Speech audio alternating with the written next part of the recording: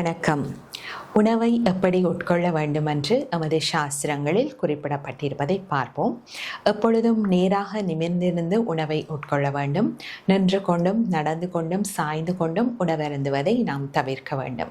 சாப்பிடும்போது எமது கவனம் சாப்பாட்டில் இருக்க வேண்டும். அப்படி இல்லாவிட்டால் இனிமையான உரையாடலில் நாம் ஈடுபடலாம். வீண் பாதங்களில் ஈடுபடுவதை முற்றாக நாம் தவிர்க்க வேண்டும். மதிய உணவின் பின் சிறிது நேரம் நடைப்பயிற்சியை மேற்கொள்ளலாம். அப்படி அல்லாவிட்டால் இடது பக்கம் சாய்ந்து சிறிது நேரம் ஓய்வெடுத்துக் கொள்ளலாம். இல்லாவிட்டால் சில நிமிடங்கள் வஜ்ராசனத்தில் நாம் உட்கார முடியும். இரவு உணவு எப்பொழுதும் எளிமையாக இருக்க வேண்டும். வயிறு நிறைய நாம் உணவருந்திவிட்டு உறக்கத்துக்கு செல்வது ஆரோக்கியத்திற்கு கெடுதலாக கருதப்படுகின்றது.